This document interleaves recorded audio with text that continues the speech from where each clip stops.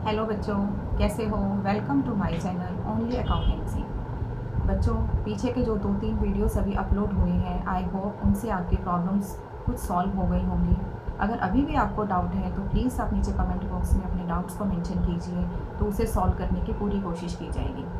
मेरे पास अभी 2-3 क्वेरीज आई हैं जिसके अंदर बच्चों को मैक्सिमम नंबर ऑफ पार्टनर्स को लेकर डाउट है कि पार्टनरशिप एक्ट में क्या लिखा हुआ है, किस एक्ट के अंदर हमें maximum number of partners define किए गए हैं। तो बच्चों, पहले तो पार्टनरशिप एक्ट के अंदर हमारी डेफिनेशन क्या है हमें वो पता होनी चाहिए।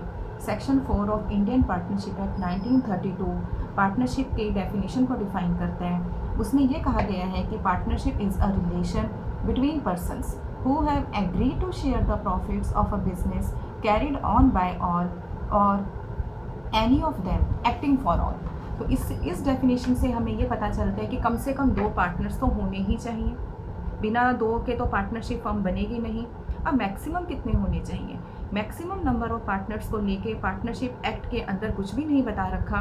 तो यहाँ पर इंडियन कंपनीज एक्ट 2013 के अंदर सेंट्रल गवर्नमेंट को प्रिस्क्राइब किया गया है कि वो मैक्सिमम नंबर ऑफ पार्टनर्स को डिफाइन करें।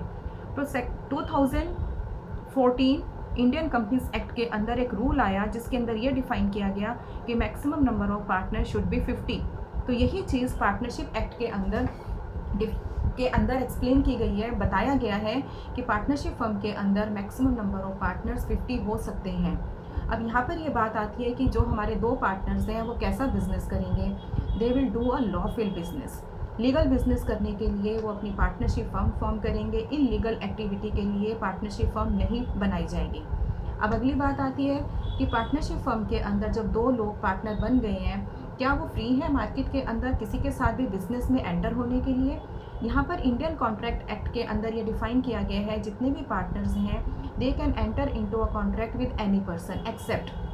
यहाँ एक्सेप्ट के अंदर 3 तरह के लोगों को बाहर किया गया है, जैसे कि माइनर है, पर्सन ऑफ अनसाउंड माइंड है और person disqualified by any law. मतलब या तो आप ये मान के चलो कोई बच्चा है, आप उसके साथ कोई कॉन्ट्रैक्ट में एंटर नहीं हो सकते, कोई पार्टनरशिप फर्म नहीं बना सकते। Partner person of unsound mind जो मेंटली थोड़ा सा डिस्टर्ब है, या फिर person disqualified by any law, किसी भी कानून के अंदर अगर उसके ऊपर किसी भी तरह का रोक लगाया हुआ है तो हम उसके साथ ना तो कॉन्ट्रैक्ट में एंटर हो सकते हैं ना उसको पार्टनर बना सकते हैं। जब भी पार्टनरशिप फर्म बनाई जाती है तो एक एग्रीमेंट होते हैं। एग्रीमेंट क्या होता है कि उसके अंदर टर्म्स एंड कंडीशंस पूरी डिफाइन होती हैं कि किस किस तरह से हम लोग आपस में प्रॉफिट शेयर करेंगे, आपस में हमारी कैपिटल कितनी होगी, और आपस में so many things are there, so many points are there जो कि पार्टनरशिप फर्म बनाने के टाइम पे बिल्कुल बिल्कुल क्लियर हो जानी चाहिए हर पार्टनर को। तो ये जो एग्रीमेंट है it can be in the real form और in the written form, but हाँ इट्स बेटर अगर हम उन टर्म्स को अगर हम रिटन में कर दें। जब भी हम अपने एग्रीमेंट को रिटन में करते हैं तो वो हमारा एक पार्टनरशिप डीड बन जाती है। तो पार्टनरशिप डीड की यहाँ से एक 1 मार्कर डेफिनेशन निकल कर आती है कि क्या है partnership deed. It is a written agreement. It is a written agreement. तो ये रिटन में क्यों होना चाहिए? To avoid any dispute in the future, ताकि फ्यूचर में हमारे पार्टनर्स को लेके किसी भी तरह का कोई डिस्प्यूट ना हो। अगली बात आती है इसके अंदर, जब भी हम पार्टनर बनते हैं तो आपस में हमारे बीच में प्रॉफिट शेयरिंग रेशो बिल्कुल क्लियर होनी चाहिए। अगर प्रॉफिट शेयरिंग रेशो हमने क्लियरली मेंशन नहीं करी है, अगेन फ्यूचर में फिर डिस्प्यूट हो जाएगा। अगर प्रॉफिट शेयरिंग रेशो हमने क्लियर नहीं की है तो ऐसी सिचुएशन में क्या होगा, तो पार्टनरशिप एक्ट की जो प्रोविज़न है वो हमारी अप्लाई हो जाती है। पार्टनरशिप एक्ट की अब बात आती है कि पार्टनरशिप डीड क्या है। पार्टनरशिप डीड के अंदर सभी तरह की टर्म्स एंड कंडीशंस मेंशन की जाती हैं at the time of entering into a partnership. किस तरह के टर्म्स एंड कंडीशंस, जैसे कि description of each partner, partner का नाम क्या है, पार्टनर का प्लेस ऑफ रेजिडेंस क्या है, डिस्क्रिप्शन ऑफ बिजनेस, बिजनेस का हमारा ऑफिस कहाँ पर होगा, कॉर्पोरेट ऑफिस कहाँ पर होगा, कितनी कितनी कैपिटल एक पार्टनर डालेगा, और उसके ऊपर अगर हम इंटरेस्ट ऑन कैपिटल की बात करते हैं तो हर पार्टनर को कितना इंटरेस्ट ऑन कैपिटल मिलेगा। इंटरेस्ट ऑन ड्राइंग्स की हम बात करते हैं, इंटरेस्ट ऑन लोन की हम बात करते हैं, सैलरी और रेम्यूनरेशन टू द पार्टनर्स की हम यहाँ पे डिफाइन करते हैं। और भी बहुत सारे पॉइंट्स हैं कि जिसके अंदर जो कि डीड के अंदर क्लियरली मेंशन होना चाहिए। पर अगर बात ये आती है कि अगर पार्टनरशिप डीड के अंदर आपने कुछ पॉइंट्स ऐसे नहीं लिखे, आप लिखना भूल गए, तो उस केस में तो क्या होगा? डिस्प्यूट होगा। तो ऐसे केस में पार्टनरशिप एक्ट ये बोलता है कि अगर डीड के अंदर कुछ ऐसे पॉइंट्स जो लिखना भूल गए हैं तो वहाँ पे पार्टनरशिप एक्ट 1932 की जो डिफाइंड प्रोविजंस हैं वो यहाँ पर अप्लाई हो जाएंगी। ऐसी कौन सी सिचुएशन है? पहली सिचुएशन है प्रॉफिट शेयरिंग रेशो। अगर डीड के अंदर प्रॉफिट शेयरिंग रेशो हमने नहीं लिखी, पार्टनर्स लिखना भूल गए, तो उस केस में पार्टनरशिप एक्ट ये बोलता है कि profit will be shared equally. Second इसमें सिचुएशन आती है इंटरेस्ट ऑन कैपिटल। अगर पार्टनरशिप डीड हमारी इंटरेस्ट ऑन कैपिटल को लेके साइलेंट है, उस केस में no interest on capital will be given to the partners. अगली सिचुएशन है हमारी interest on loan.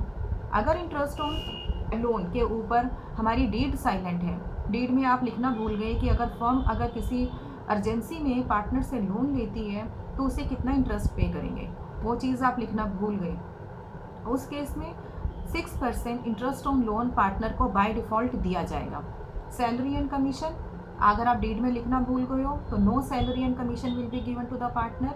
Interest on drawings, अगर आप लिखना भूल गए हो, no interest on drawings will be given to a partner. एक इसमें पॉइंट अभी एक और इसमें आ गया है, जैसे कि admission of a partner. Admission of partner के अंदर क्या है कि अगर आप डीड में लिखना भूल गए हो कि एडमिशन के टाइम पर किस किस की हमें कंसेंट चाहिए, ये आपने नहीं लिखा, तो उस केस में with the consent of all the partners नए पार्टनर का एडमिशन पॉसिबल होगा। बच्चों, अभी हमने बात की कि माइनर के साथ हम कॉन्ट्रैक्ट में एंटर नहीं कर सकते या माइनर को हम पार्टनर नहीं बना सकते, बट सेक्शन 30 जो है इंडियन पार्टनरशिप एक्ट, इसके अंदर एक एक्सेप्शन दी हुई है कि minor can be admitted as a partner. कैसे, किस सिचुएशन में? For the benefit of a partnership firm. Business को अगर हमें माइनर को एडमिट करके कोई बेनिफिट मिल रहा है, उस केस में हम उसे अपना पार्टनर बना सकते हैं। अदरवाइज पार्टनरशिप फर्म के अंदर माइनर को लेकर हम बिजनेस में एंटर नहीं हो सकते। और बच्चों, इस पॉइंट पे मेरे ख्याल से जो पार्टनरशिप डीड से रिलेटेड जो पॉइंट्स थे, जहाँ पे हमारी डीड साइलेंट है, यहाँ पे जो 6 पॉइंट मेंशन है बुक के अंदर, यही 6 पॉइंट मेंशन है बच्चों। इस पॉइंट के ऊपर ही आपके छोटे छोटे क्वेश्चंस बनकर आते हैं, आप वो देखो। अगर उसके ऊपर अभी भी कोई डाउट है पार्टनरशिप के लेकर, उसके अंदर डीड को लेकर, तो प्लीज़ आप मुझे नीचे कमेंट बॉक्स में लिखो। Thank you.